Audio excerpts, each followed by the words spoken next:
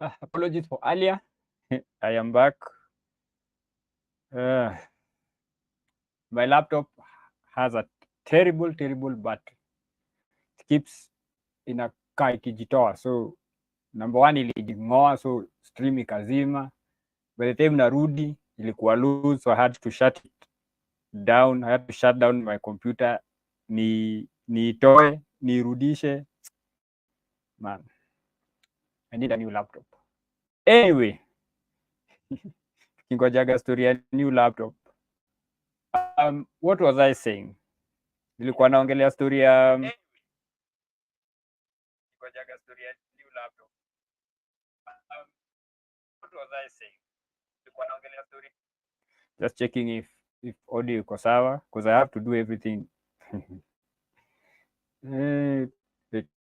Anyway, tuendelee. We were talking, I was talking about the need to have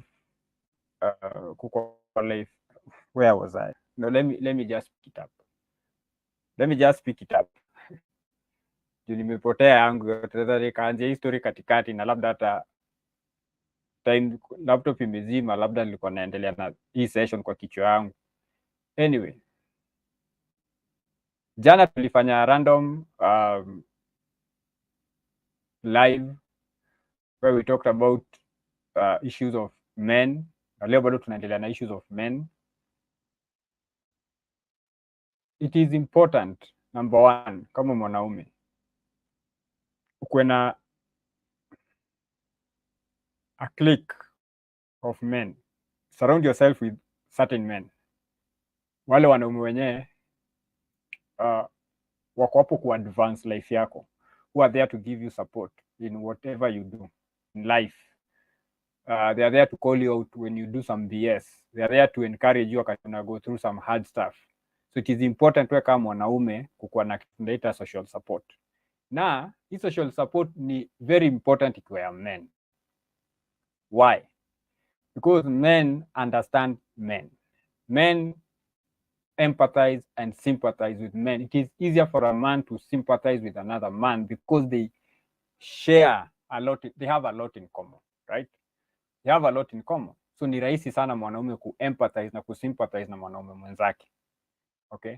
So it's important for you kama mwanaume kukuwa na a group of men that you are close to, those who you can talk to wakati things get elephant. Things get elephant, uko na wanaume ama mwanaume mwenye unaweza ukabonga naye. Haijalishi ni wapi. If wewe ni ule mwanaume mwenye upenda kwenda kukaa chini kwa kikao, take a few bottles of beer, get men who also enjoy the same activity. So when you are doing that, then you can be debriefing, unatoa pressure, you know, you talk, if you need to speak about something, if you need help mahali, that's the space mahali unapeleka. That, having said that, it is important to, especially if you want to have kids, to raise your children in a two-parent household. Na hii naongelea story za wale watu wenye ni heterosexual. So wale watu wa the alphabet community, I think session yenyu iko ile side ingine, si hapa. Hapa mimi na concentrate na wale machelo wanapenda ikus, na wale mademu wanapenda Bulingo na Ngai.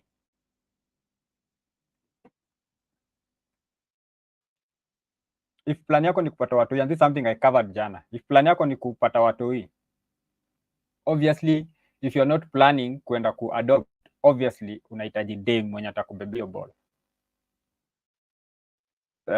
King, karibu sana. I'm coming hapo, nitasomea swali alafu nitajibu. It's lazima kuna dem mwenye atabebea ball.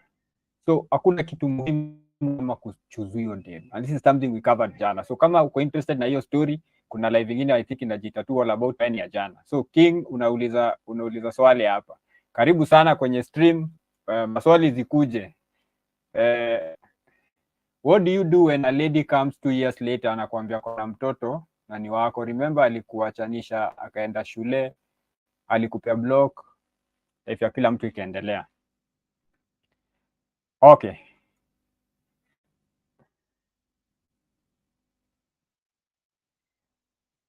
So hii inapeana ni opinion yangu, and different people have different opinions. However, I will try as much as possible to make it as concrete, isikuwe tu ni vitu nasema from nowhere.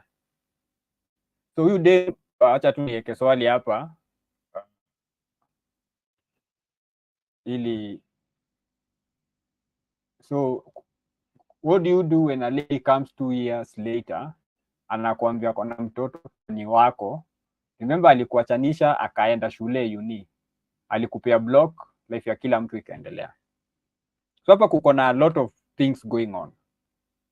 Number one, kuko na issue ya huyu dem kukuachanisha, inamaanisha tu yani alienda tu ile tu ya kimadharau, hakutaka kujali, alienda tu, alafu ukijaribu kufanya follow up block, so huwezi fuatilia story kama hiyo. Now tuweke kwanza story ya Mtoi kando, juu story ya Mtoi haina otherwise. Tuweke kwanza story ya Mtoi kando first to deal na hii issue ya huyu mtu alikuachanisha tu na akakukula block. Huyu ni mse number one, trust hakuna, huwezi mtrust. So kumtrust inakuwa ni ngumu, na huwezi endeleza shughuli yoyote na mse utrust, especially kama sasa vile nimesema, kuraise Mtoi ni kitu yenye unafaa kukua two parent household. So ni muhimu sana wewe kukua kwa household na mse mwenye alifanya kitu kama hii. So issue ya trust imeenda. So another thing ni okay, amekuambia ako na Mtoi wako, so ana expect nini kwa hiyo story? Because then lazima tuangalie what are the expectations. Kuna demana kama anakwambia ni aje, mimi nilipata Mtoi wako na mimi nataka tuoane tule Mtoi. That is different from mimi nataka tu jue niko na mtoto wako. Juu kama unataka tu kunipea information that uko na Mtoi wangu, information imefika. But kama una kuja kunipea information uko na Mtoi wangu na unataka tule huyu mtoto pamoja, then we need to have a serious discussion. Kwa hiyo story ya kukuja kuniambia uko na Mtoi wangu si kitu unafuata kuja kuniambia face to face. Kama tu niko nataka kunijulisha, unaweza tuma text, unaweza tuma email, unaweza ni tag kwa Facebook. However, kama issue ni niko na Mtoi wako na ninataka tuoane tule Mtoi, then hapa lazima a few things have to be put in place. So the first question is, are you married? Huyu mwenye amekuja kukwambia kuna mtu wako 2 years later alipatukiwa na bibi. Kwa sababu alipatukiwa na bibi, historia ya bibi wa pili tena na hii economy inakuwa ni tricky. Right? So but kama tu uko free,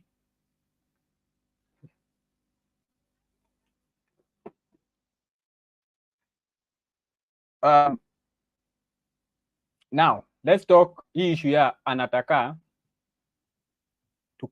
nataka tukae chini tujue vile tutalea huyu mtoto pamoja. So tunaweza lea mtoto two ways. If I'm sijamari na hujamarika, we can get married and raise the child, ama tukafanya co-parenting. The best option ni watu wawili at the same time, because at the end of the day, like nilipeana example, utajuaje Mtoi wako anajifunga Mtoi wako boy anajifunga towel hapa? Utajuaje kama hauko hapo umuone in real time? So kuna option ya co-parenting. Option ya co-parenting lazima mkae chini mdecide, okay, huyu Mtoi umesema ni wangu, so how do we know ni wangu? Ndio mnafanya kitu tunaitaga DNA. And now ikikuwa mtoto ni wako, inabidi tu majukumu. Mtoto ni innocent, si mtoto alikublock, si mtoto alikuacha, ni udem, mtoto ni wako. So now ni mkae chini muagree, how do we go about raising this child? If ni parenting, then na tumesha prove Mtoi ni wangu, so what, we sit down tugawane roles. Tuko dunia ya equality, Mimi kama baba utashughulikia hii, utashughulikia hii, utashughulikia hii. Wewe kama mama utashughulikia hii, utashughulikia hii, utashughulikia hii. Very clear. Co-parenting inakuwa tu very clear, especially ikikuja mado. Alafu huyu mtu hii because ni wetu na ninamshughulikia, nitaspend time aje na yeye because sasa huyu mtu hii ni wangu na ninamshughulikia, so I should have unsupervised time na yeye. Haimaanishi ati nitaka kusema nikuje kwako ukiwa mtu hii ni wangu, pia anafaa pia kuje kwangu, especially time kama sasa hii holidays. Kama ni mtu mbigi, kama huyu ni mtu wa 2 years, huyu ni mtu ametosha, namchukua nampeleka Moshara huko akaumwe na ndutu huko hivi, adil na jigas huko hivi, ajue watu wao. However, wewe pia ni msee mpya kwa huyu mtu, hii ni important ukikuwa introduced pole pole, right? Because at the end of the day it's what is the best for this child. Now if anataka muoane, then lazima you sort out hizi maswali lazima zijibiwe. Uliniachanisha tu, ulinikula block, I need to understand what was happening. Now inaweza kwa kuna scenario mbili. Inaweza ikapewe ni ulikuwa tu uachwe, juu labda ulikuwa umeshafanya visanga zako nini, alikuwa tu ameamua tu kuacha, but venye aliamua kuacha akisonga songa akarealize by then iko na ball, but huyu jamaa anafaa tu bado kuachwa mpaka ajue kubehave.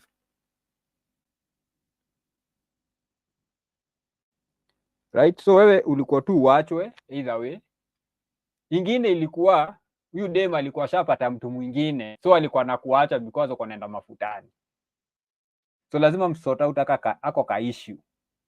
Kwa ka issue lazima kakuwe sorted na mweke mikakati ya ujinga kama hii sisi hatufanyagi.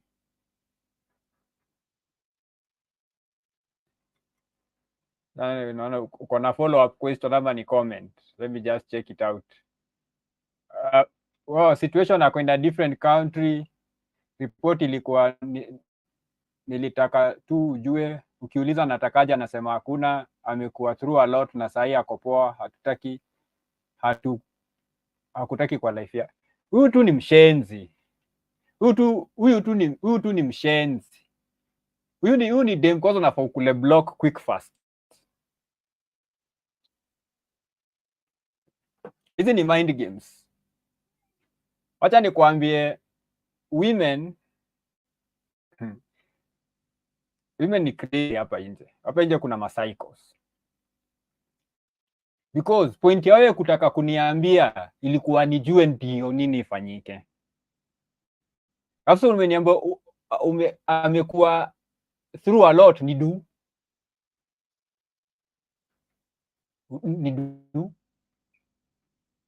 Udu unakula block quick fast. Unamwambia sasa asante nimejua. Unamwambia tu nimejua. Sawa, asante, block. And ile advice nitakupea, screenshot hizo messages usisave mahali, preferably Google Drive or any other place mahali ni online, mahali unaweza access from anywhere in case simu ipotee nini, hii ni kunaweza access. Because mtu akianza kucheza hizi mind games hapa kuko na kaujinga kana korogeka, kuna tu ushetani tu inapikwa. Huyo hapo kwa kitchen ni ingredients anatafuta, kuna kaurogi anapika na wewe ndio target. So the best thing ni screenshot, mwambie tu asante nimejua, screenshot, block, save. Because the next thing itakuwa stories mtaani. Mwega nilimwambia niko na bole yake akanipiga block. Mwega nilimwambia niko na mtu wake na le idea akanikula block.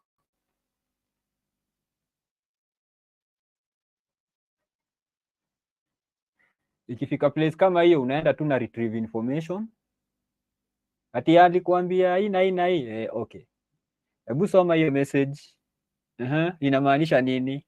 inamaanisha hataki story zako. Na ni riba gani alikuwa anakupigia? Alisema wewe alijaribu kukuongelesha ukamkula block, utaki hiyo story ya mtoi wako sasa hivi itabidi tu ajue jiji.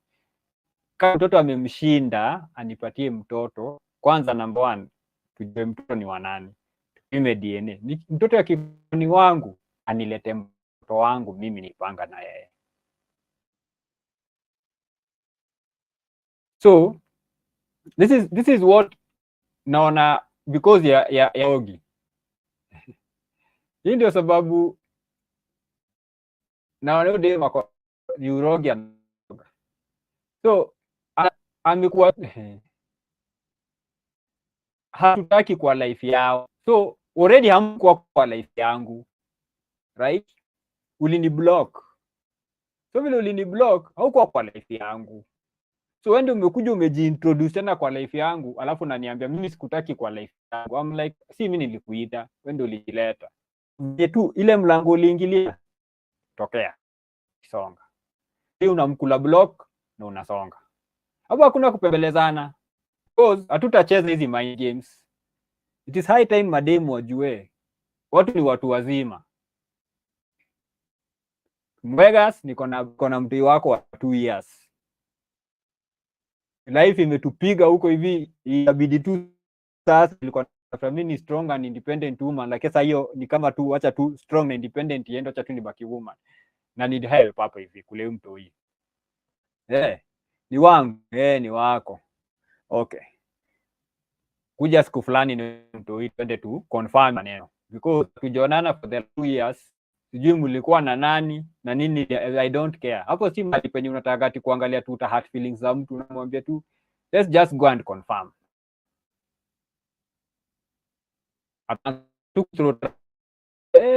Madam, kelele, enda kwanza upige kelele, ukimaliza ukuje.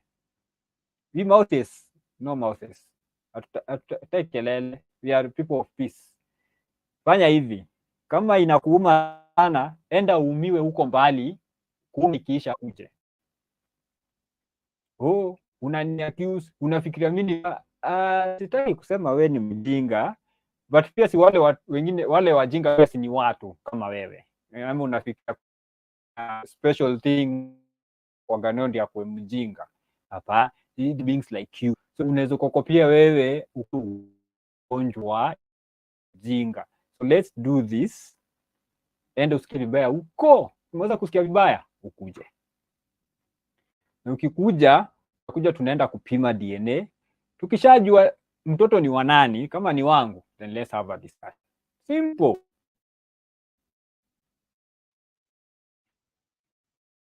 Asikue alingefefe akana na Moshi kamchaparopa na Moshi akaomoka. So ameangalia ameona hiki Kimkikuyu hiki kinafanyaga YouTube hiki ndio nitarukirushia ngori.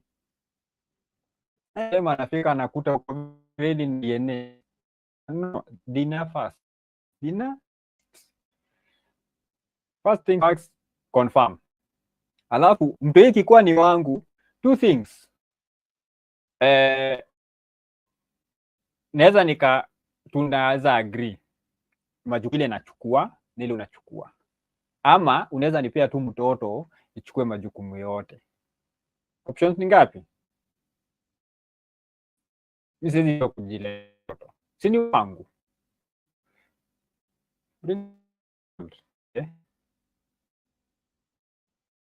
Uko na nyungu ya mtu, ende utengeneze mwingine. Usikubali kukua for a ride, kukua na black na kuja kup na mindset yako, usientertain hiyo. Bila kwa tu ujue but tukutaki kwa life yetu au kwa life yangu tu. So, mali tu mlikuwa mkae huo block, unblocki na una friends wote.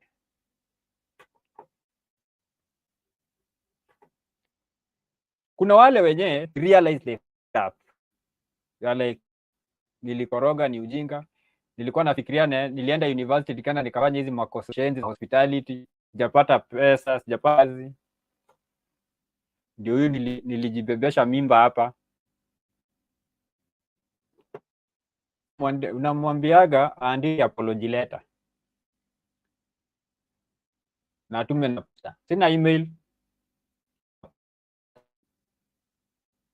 Unajua ako serious. Aende alambe. Aike kwa aandike PO box. Aende na posta. Upe barua na anaandike hapo official letter na aseme response anatumiwa kwa PO box gani. Zile za inbox, hakuna inbox. Uende ununue foolscap, andike official apology.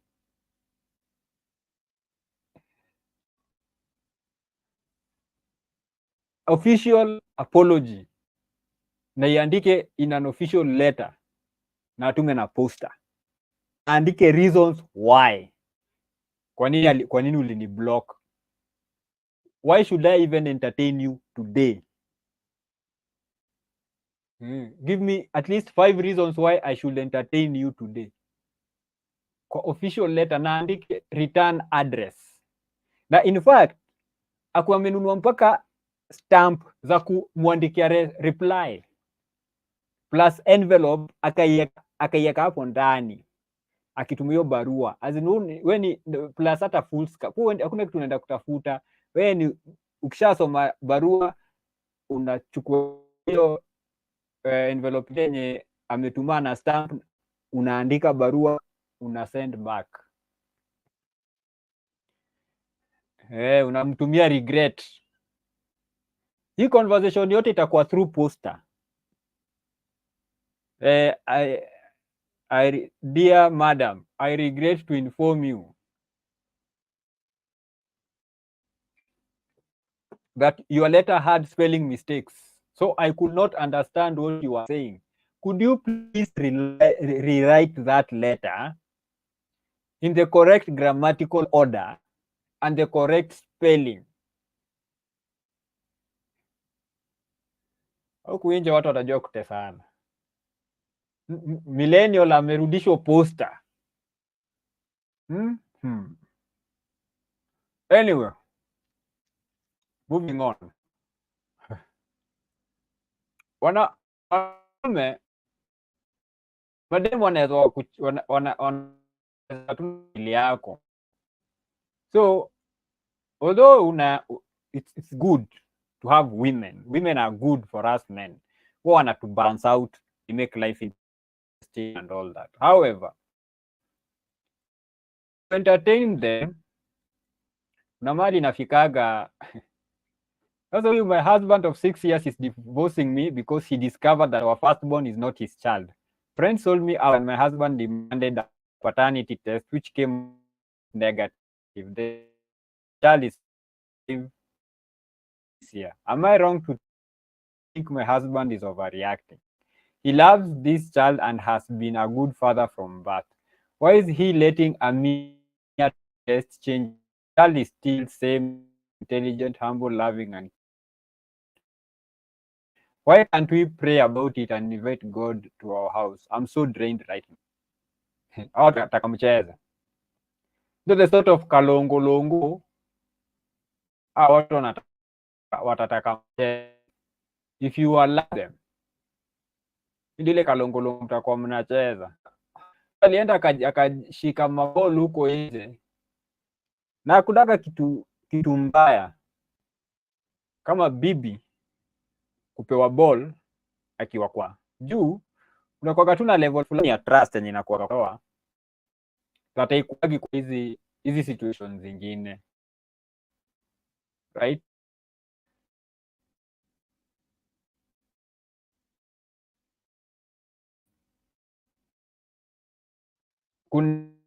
Kuna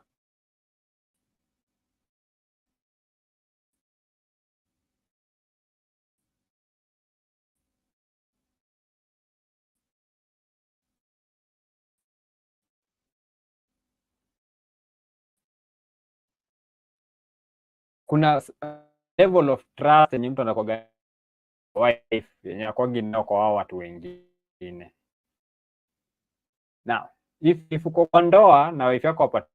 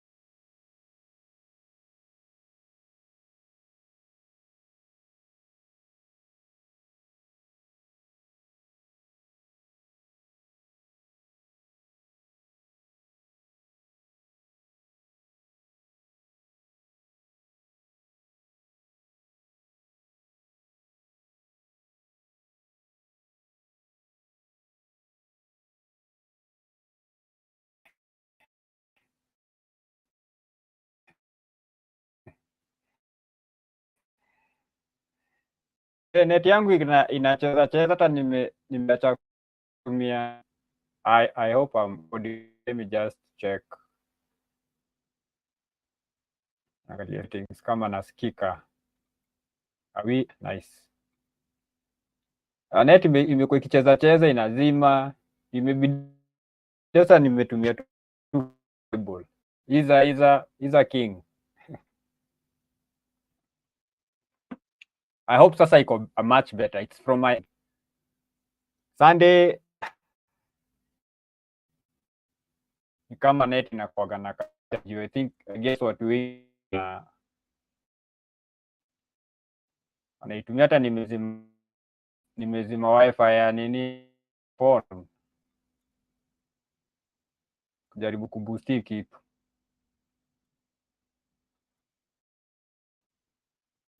Where was I? I'm so disoriented.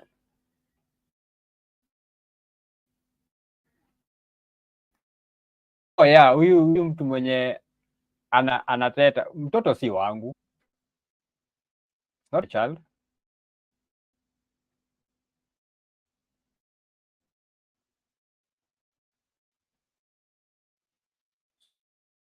So akona vitu zingine zote, the only thing that imechinyati sio, which means now ni poa mtoto akipelekwa kwa budake amlee, right? It is the right of every child kukuarest na budake. Mimi sitakaa hapo nikiraise mtu si wangu na budake anaweza mraise. Now, I think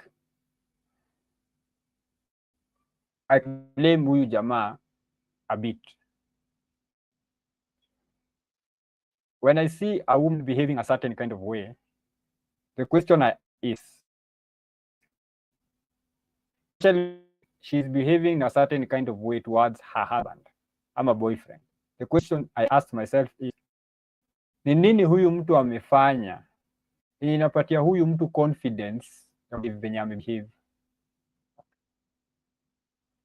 Wacha nirudie. Ni nini huyu boy amefanya behave venye amebehave? So na one, how huyu bibi amekubebaji that the first thing that she has the confidence to cheat on you. That is number one. Wives cheat, hiyo si big deal, as in si tumpia,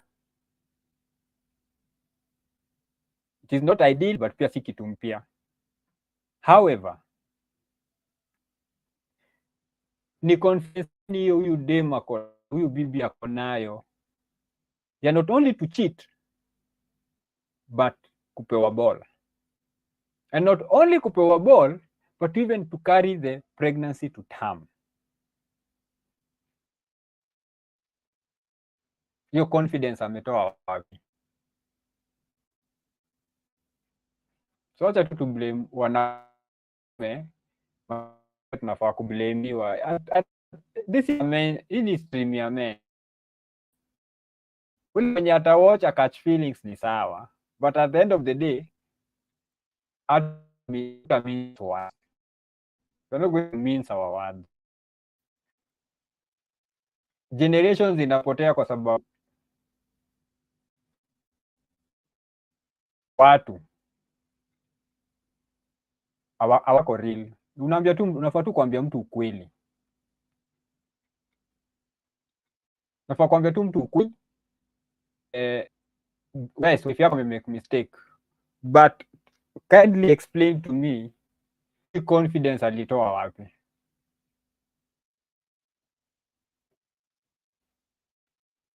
Now, let's look at another comedian hapa. Of course, some of these things zingine zinakuwaga tu fake, but we cannot fail kuzitumia kama lesson. Karibu sana Sara. Karibu sana Sara. Hey, back to you. Na kuona hapo. Hii ni sizi yangu mdogo. Welcome. So hapa tuko na comedian mwingine. Sasa niuonyeshe. Wanaume wamegeuka siku hizo na wafanye stand up comedy. Na leo lazima leo ni siku ya we are not softening the blow. So vitu zile kaa hizi zinakuwaga fake. However, zina reflect what is happening huku nje. So kuna jamaa mwenye beg reply yake, text yake iko replied to. Then honestly, I don't have any feelings for you, James.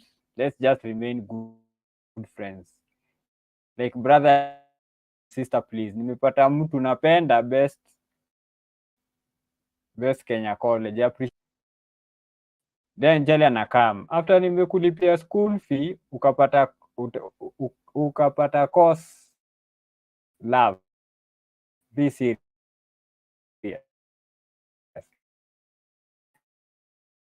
So pay nikipata job ni kurefund.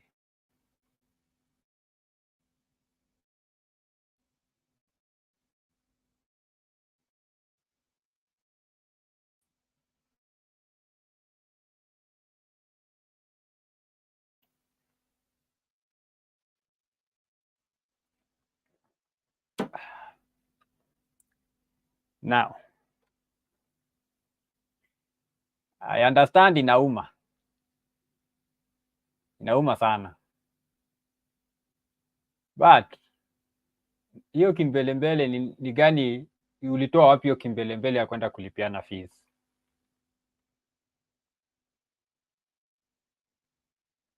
Wacha wewe mwenye unalipia dem na unawachwa. Watu wamesomesha mabibi na bibi wakawaacha. So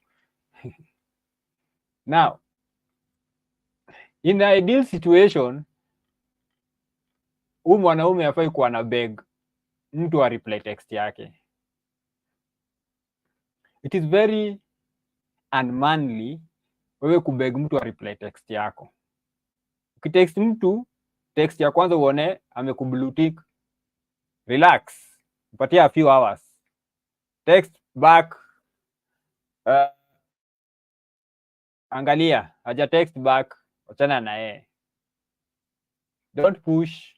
Si blue tick umeona amesoma, wachana nayo. Hapa hivi, let's just assume wewe ni kafukusui, wewe ni ng'ombe, wewe ni cow, you are a cow na umebeg, alafu ka text wa all this whole thing ya nimeshapata mtu and everything zote alafu kaambiwa how much did you pay, nikipata job I can refund.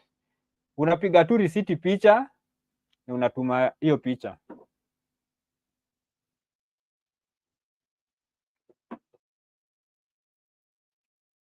And then una block and you move on.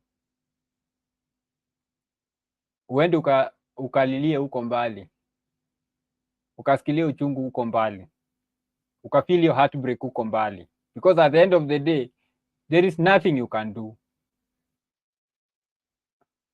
and anything you try to do will lead to more humiliation. Mtu akisha kuambia we nishapata mtu, move on, please. Songa sana a lot.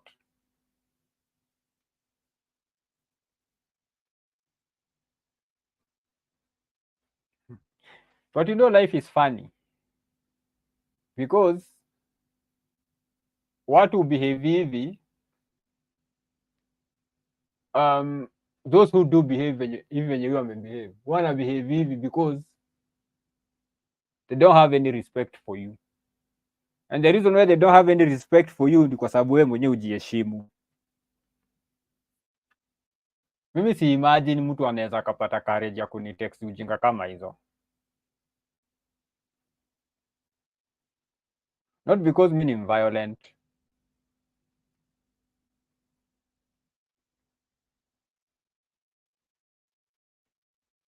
but mimi sidhani mtu anaweza akapata hiyo courage ya kunitext hizo ujinga.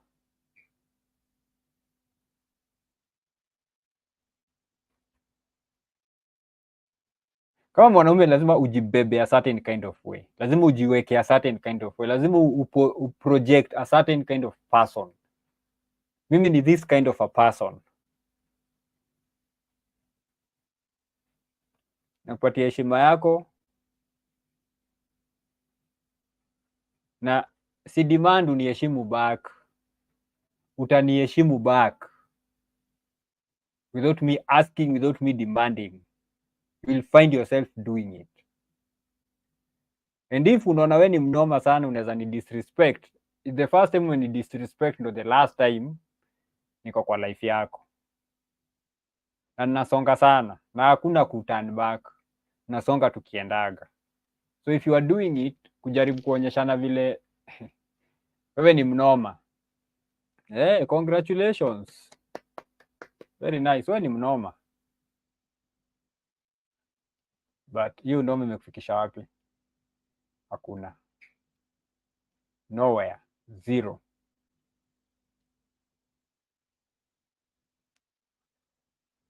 Watu mtazidi kuongelesha tu matope huku nje juu, amjajiheshimu.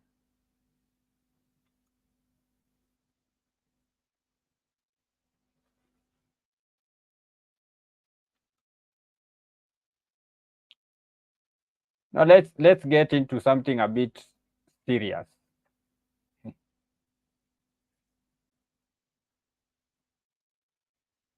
Jana kwa stream ya jana nilisema hakuna kitu dangerous kama a man in love. And a man who is in love, ukibreak up na yeye ni kama anakuwaga na crisis fulani kwa maisha yake. And that's why you see some people get so emotional, or the emotions take control of them, wanajipata wamecommit crime. However, kuna wengine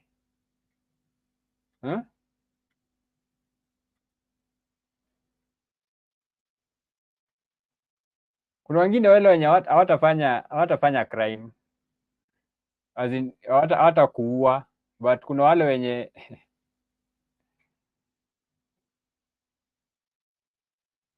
they start doing weird stuff. Sasa kama wanasema there is this lady nikikaa tu hivi nimfikirie I can't control my tears. I just wish she could just feel the same way I'm feeling for her. She is the lady my heart has really fallen for. She's cute, she's got whatever, hizi nonsense zote. She really mistreats me, but I love her. This is where you need to draw the line. Number one, ukianza kusikia hizi takataka feelings za love, run, my friend. You're getting into dangerous territory. You're getting into dangerous territory as a man when you start falling in love. Because now when you are in love, you are vulnerable. And then she can do what she wants because she can control you. Because she owns your emotions.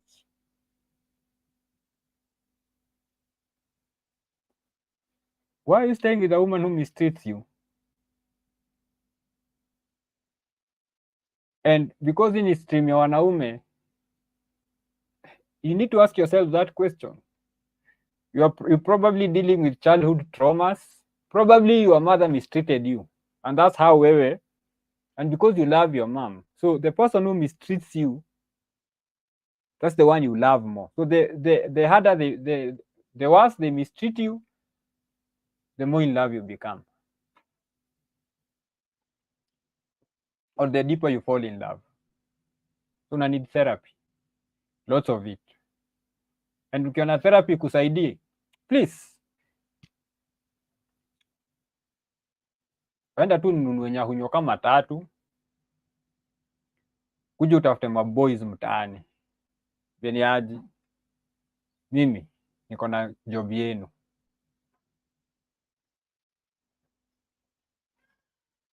Kila mtu anichape nyahunyo 5. Nitawalipa 1,000 kila mtu. But I work very hard, what deal na we properly. Because una deserve nyahunyo.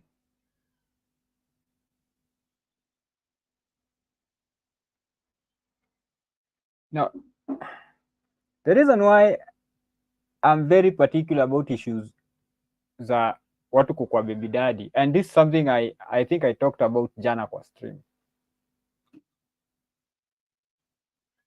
Si poa.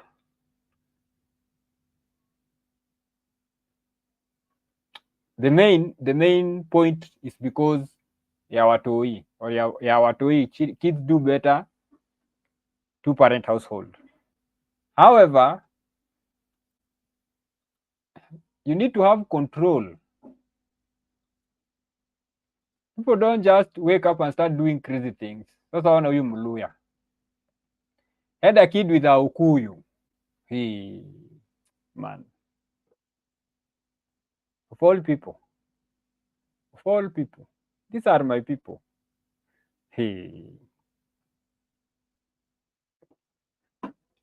Of all people. So Karo amechange jina ya mtoto amechange jina ya mtoto, so amechuja jina ya baba. Probably huyu mtoto ataitwa jina ya mama kama Sane. And that is a very dangerous thing. That's a very dangerous thing. Right? That's a super dangerous thing. Mtoto kuitwa azin. Sasa wewe umekaa mucheka sana sasa, naangalia watu majina wamejiita. Unaona mtu anaitwa Kamau Wangari aje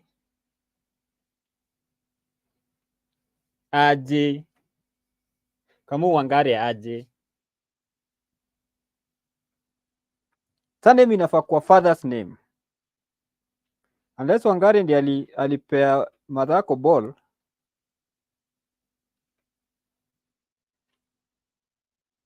Tena ufai kuitwa Kamau Wangari. However, that is a very real thing huku kwa Wasapere. Very real thing huku kwa Wasapere.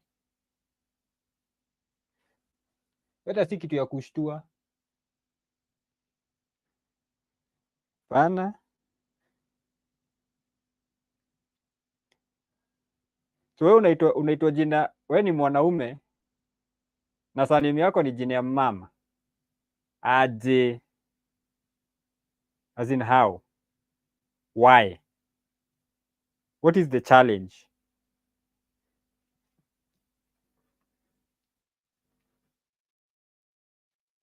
So kama kuna mtu mwenye akona mtoi, yeye ni baby mama ama ajua hata bude ya mtoi ni mgani. Juu huku nje kuna watu wafani. Ajua hata bude ya mtoi ni nani, so hayuko sure. Angependa kupatia mtoto wake jina ya mwanaume, but huyo mwanaume hayuko.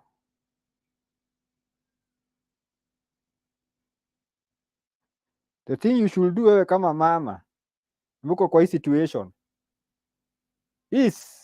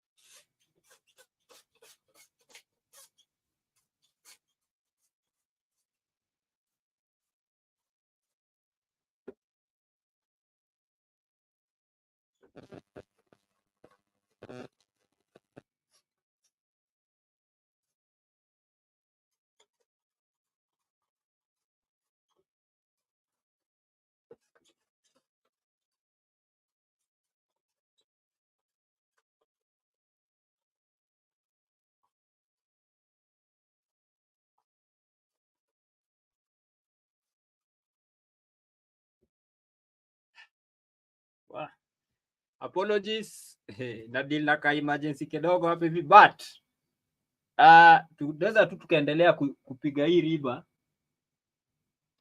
In a minute camera itarudi back on, na sasa sauti yangu iko kwa umbali kidogo, very soon inarudi. Very nice, very nice.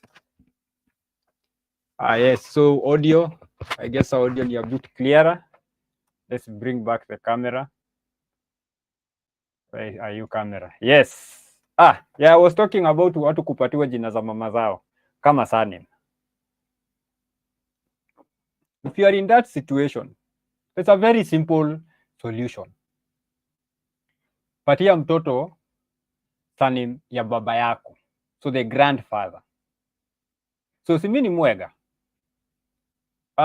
If I had a daughter, if hiyo daughter wangu either sijamraise vizuri ama nimejaribu the match aikana imeshindikana, yeye ameenda huko akafanya vitu zake akames akapata ball na ajui mtoto ni wanani, I will not encourage her kumpatia surname yake. I will give my name. So huyo grandchild yangu akuwe na my name. So women wameko kwa situation which wanaona sasa hao ni masuperstar. Mpaka sasa not only do they deny baba ya mtoto access to the child, they even deny the child jina ya baba yake. Now imagine a situation where you meet, sometimes watu kukutana huku and people don't know what plans are coming in your future. People don't know what is coming in the near future. So say wewe you are one of these broke people. Fortunately or unfortunately, unamari ama unapeana ball, unamari unawachwa ama unapeana ball na dema anaruka kesi, hataki kukuona, hataki anything to do with you, anaenda. Who knows what tomorrow brings? Kesho milango zako zinafunguka. You become somebody very influential, someone of substance in the society, in the community. Kwa mtu wa maana, right? Kishakuwa mtu wa maana, things work out for you.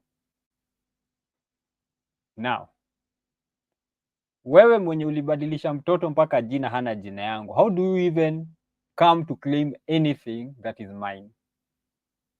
How do you even, because sasa unalimit mtoto wako accessing vitu fulani, benefits.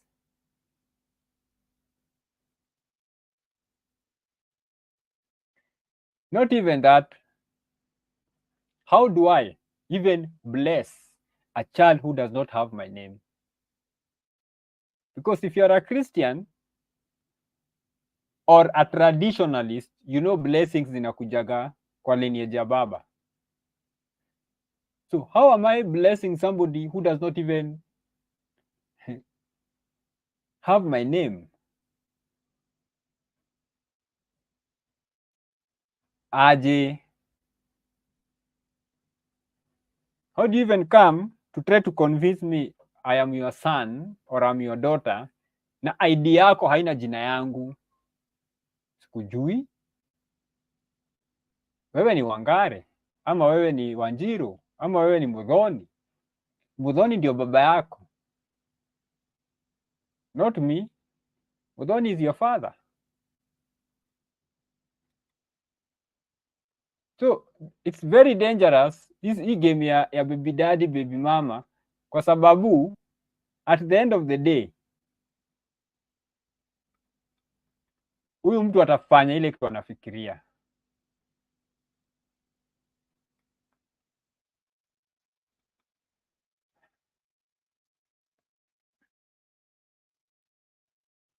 In this world of today, there's just too many people who don't even know right. Usaperi imeingia kai, who does not even know right from left. Back in the day, we were predictable. Kuna vitu tu zilikuwa tu very predictable.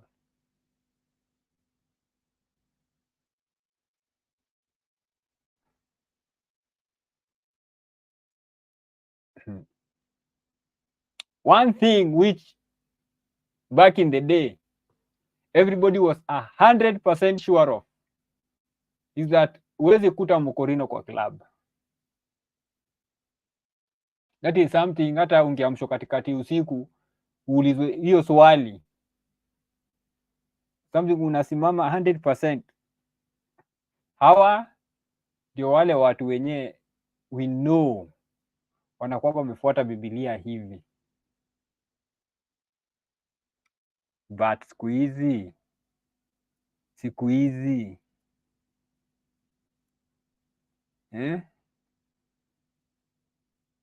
look at this idiocy.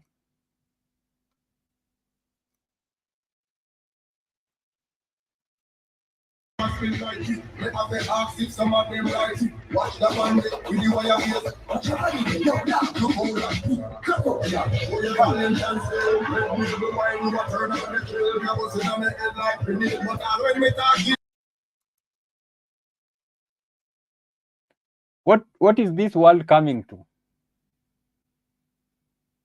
Hawa ndio wale watu wenye tulikuwa tunajua watu moral, hata kama walikuwa na visanga zao, tulikuwa tunajua ni wale watu wenye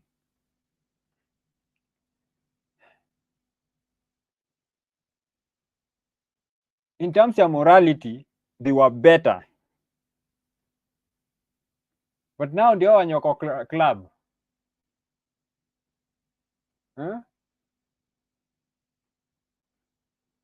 wanagwarana, wako club wanagwarana.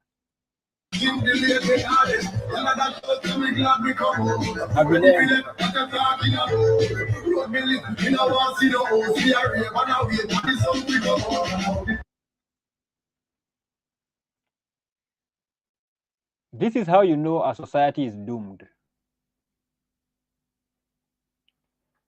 I don't mind wale watu you know, wale watu tunaambiwa sisi watu wa dunia. I don't mind them doing such things because this is their thing.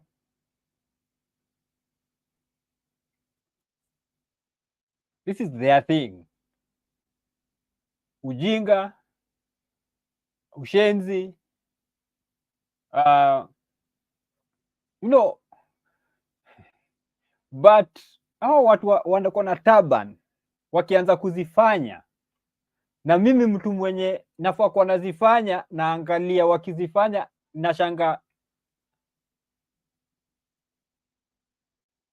like mimi inaniuma, na mimi si wa kanisa yao. Na the whole point kwa nini inaniuma is because at least when kulikuwa na hiyo very clear line between wale watu wameharibika aka sisi na wale watu ambaye wanajaribu kutuonesha a better way to live our life, especially wale watu wenye wako religious and everything, kulikuwa na a very clear line.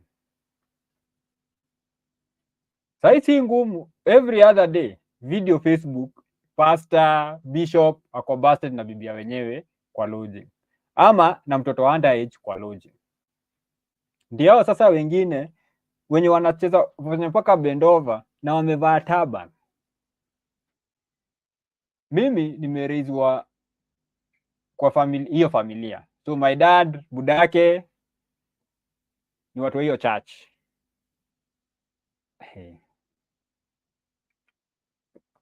And back in the day wangefanya ujinga kama hiyo. Wanatembeaga na kamti, especially hao ma elders. Ile viboko utakula hiyo mti. But imagine now that is the environment we are living in. So you dem probably ni hao watu wenye walikuwa wasaidi yetu, alafu wakachoma picha sana kwetu tukamreject. Wacha niwapatie tu men, wacha niwapatie mwa Kenya. Ukiingia kwa kanisa usiwahi trust tule dem mwenye umepata kwa church ni virtuous, hiyo ni dem poa. Hapana, huko ndio wanakimbilia siku hizi, kwa sababu huku kwenye tuko we've become more moral than the religious people. Imagine. Pagans, atheists, animalists, traditionalists, we are more virtuous than most Christians. This is Stranger Things or the upside down world. This is the upside down world tunaishi sahii, where mimi kuna vitu siwezi fanya, lakini mtu religious anaifanya na ako in full religious regalia, amevaa nguo full ya kanisa. I know Katho are like one of the most relaxed religions or sects in terms of rules na vitu zingine, although kuna mahali wanakuwaga ngumu, but like generally compared to hawa watu wanasemaga Protestants, hawa watu wa kiroho, Katho wanakuwaga very relaxed, but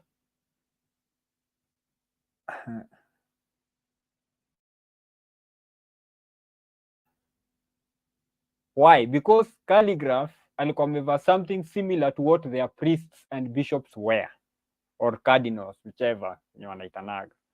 It was just for a music video. Now imagine mkatekista Sister Superior ama Mother Superior na Father Benedict wanafanya rudho hapo hivi, wanaguarana, wamewekewa ngoma kwa club, wanaguarana na kila mtu amevaa nguo za church. Priest akona the priest robe, mkatekista akona whatever wanavaaga kuonyesha nini mkatekista, Mother Superior akona whatever inamuidentify kama Mother Superior, alafu wanafanya hivyo in public. Do you think that can wash? Do you think watu watakubali hiyo nonsense? But we've gotten to a point where we are so mediocre that we even encourage these people to do this nonsense. Yaani kwa hii club akungekuwa tu na mtu tu ako na akili aambie hao wa Korino, we mtoke muende, mtoe hizo vitu zenye mmevaa kwa kichwa, mrudi mfanye ujinga mnafanya.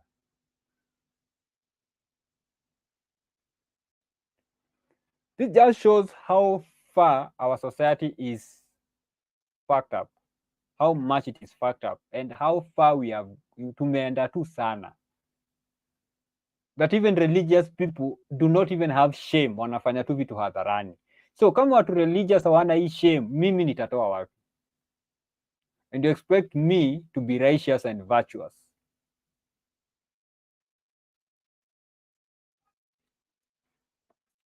Anyways,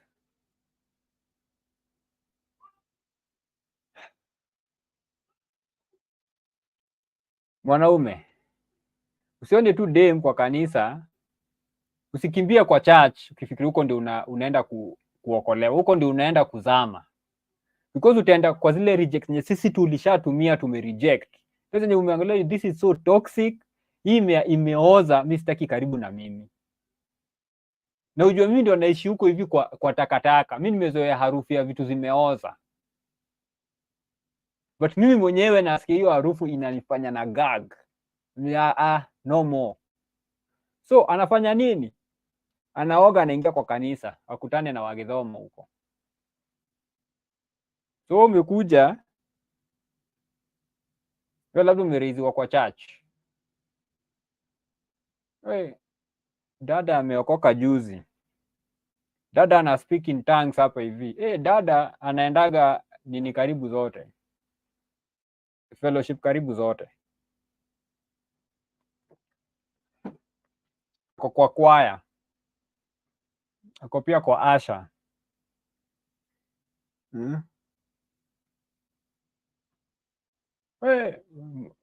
Unaenda, Mungu amenionyesha huyu, unaenda unachukua kitu imeoza, na hawa ndio hao wenye unaona hapo wanafanya hizo tabia.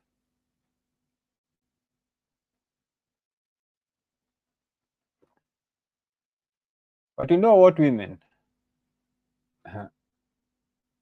it is your fault. Now, unfortunately,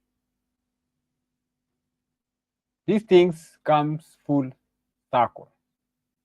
when you need something haitakuwa available. Why?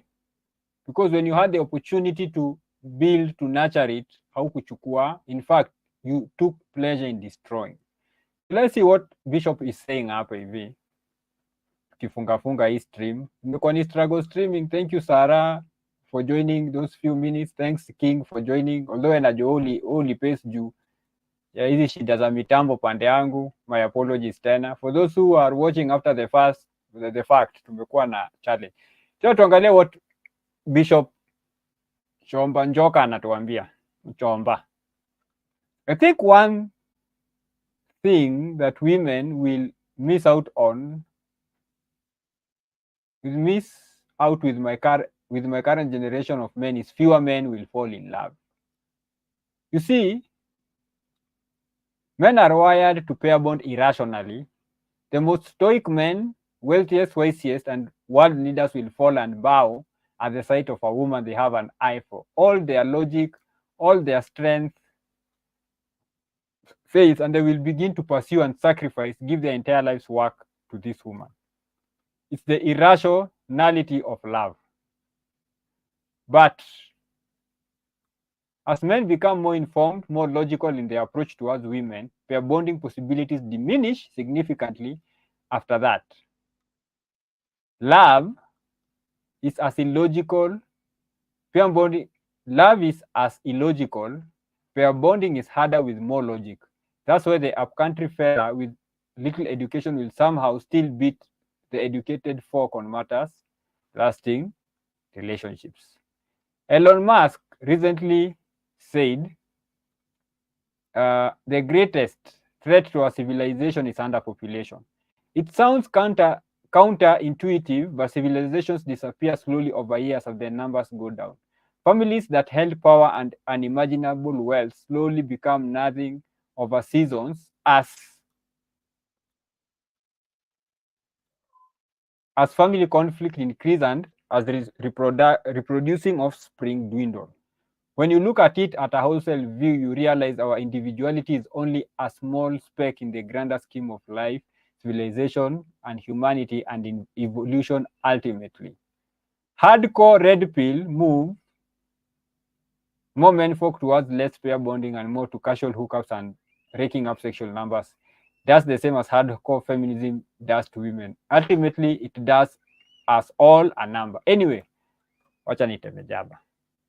So that's a sermon from our bishop, right? That's a sermon from our bishop.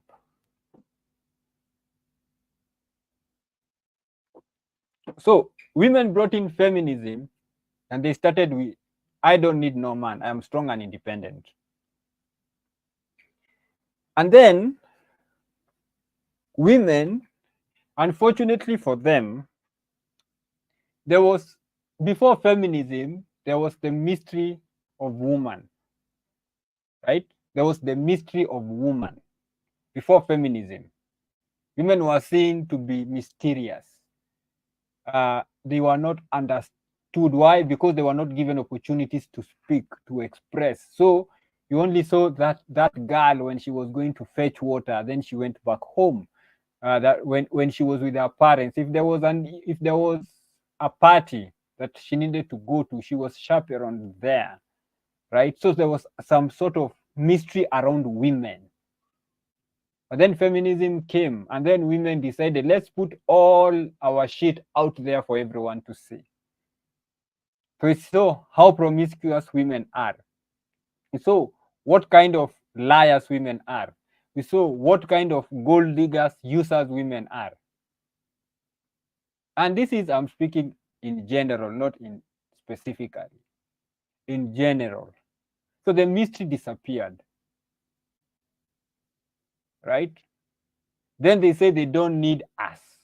Then we were like, huh? So at first we were like, we need to talk. We need to solve this thing. What have we been doing? And I think that's why all these laws were passed.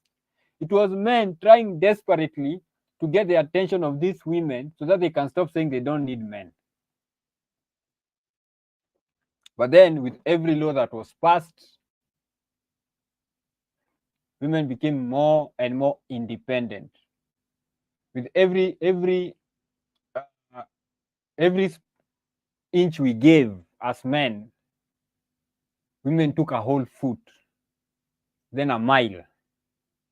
Right now, the only thing it takes to destroy a man's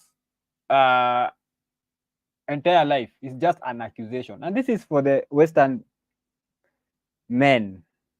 Huku Africa, we utasema ile tunataka kusema. You say it. Go to court. Or look, there was a time na huyu mnyanye wa Bahati tried to do a number on Willy Paul, accusing him of forcing him her. Quick fast defamation. Kaambiwa na koti, wewe mwanamke, toa hiyo video. What do you mean? Toa hiyo video. But if ingekuwa West, seeing the kind of profile that Willy Paul has and the kind of profile that Diana has, Willy Paul angekuwa in deep, angekuwa fact. But this is Kenya. We no longer have this mystery of women. We know women. We know hypergamy. We know monkey branching.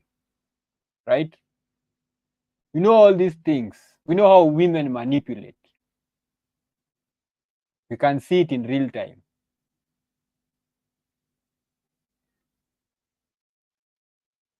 So in then all these laws came and beat men in the ass. We were so quick to rush and pass these laws without using common sense, without looking forward kuuliza. In a year's time, in 10 years time, because things grow. Even mtoto ukimzaa leo hataishi akiwa mtoto forever, right? Kids grow. So what happens in future? Those men did not think about it that way. So things got so bad that men started their own movement. Men going their own way. Then there is the red pill. So now, women say they don't need men. Men now say we don't need women. So what happened? So there was a time men saying we don't need men, and men were still following them. Hey, but women were running away. We don't need men. But now it's like we don't need men, we don't need women. So gap inakuwa kubwa. So when men don't need women and women do not need men, what happens? Single parenthood goes up. Why? Because utaenda upewe ball na useme I don't need no man. Or mwanaume atakuja kupatia ball alafu akwambia but they you don't need men to raise a child. Hivyo. And that is for those who even reproduce. Others just decide I'm not having any kids. So what happens? Population inaenda kipungua. What our bishop was saying. So population is going down. Why? Because men don't need women, women don't need men. So we are now like we are always in conflict. Back in the day, it was working together. These two things fitting together. But now this hitting each other. Kuna kufit. It's either my way or the highway. Now it's either my way or the highway. So when you have two people who have my way or the highway attitude, what happens? The highway wins every time. The highway wins every time. So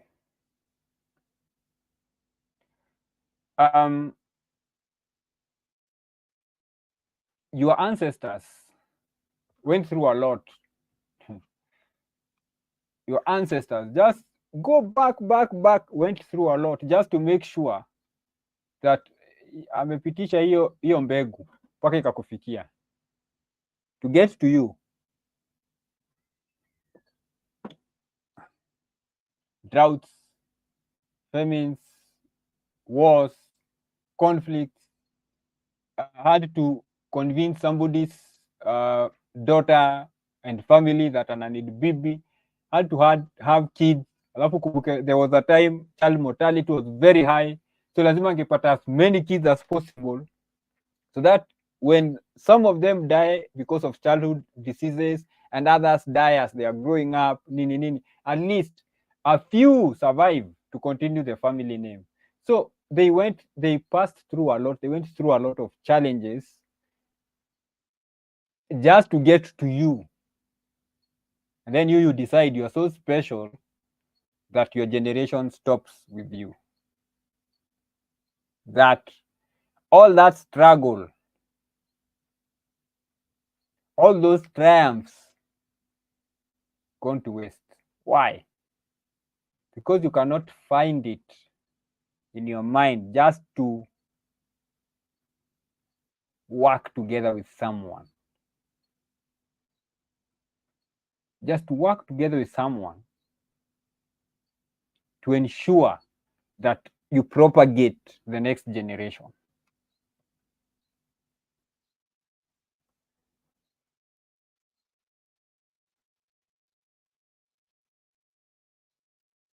Anyways, this has been all about men. Hopefully, even those who will watch after the fact, if you have any questions, just ziweke kwa comment section.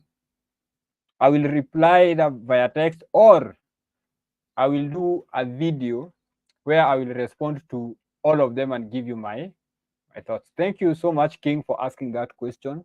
So the key takeaway is to not allow somebody mwenye kazi yake ni urogi, do not allow a witch to use you for their own witchcraft. Their own witchcraft. Usikubali, kata. Now, children do best when they are in a two-parent household. Listen. And this is something I will just say. If I'm wrong, mtu aniambie kwa comments.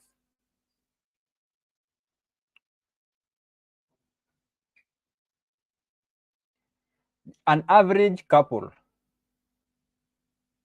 just average, a man who does just average, and a woman who does average, a mother who does average work, a father who does average work on their child in terms of follow-up, kila kitu. Average two-parent household, the outcomes are better than the elite single-parent household. So wewe mwenye ni single parent, haijalishi kama unaweza piga sama uende uguze moon rudi chini, your best still cannot beat the average. Yani two parents not trying beats a single parent doing their best. Why? Because ukichukua hii average na uchukua hii average, these are two averages, zinasaidiana. So wewe we are able hata kujua, okay, who is the disciplinarian kwa hii nyumba? Ni fulani. Who is the one wa kukuja ku offer peace? You know, sometimes parents and kids uko sana kwa nyumba, so there needs to be somebody who comes in kama Kofi Annan and mediates. So there must be a parent, and saa ingine inakuwaga one parent and one child, kuna venye tu wamepitana na hawaelewani and inakuwa ni kitu major. So there needs to be another parent who comes in and mediates between these two people, this parent and this child, because probably ile kitu wanaulizana ni legit, si vitu za ushenzi. It's not a place where a parent can just say nimesema no, ni kitu very legit, wote wako na reasons why they have their stance. So lazima kwa nini upate nakuja soma katikati anasema let's talk why, nini, kwa nini naenda hivi, kwa nini naenda hivi. But now imagine uko peke yako, so who comes in to help you next time?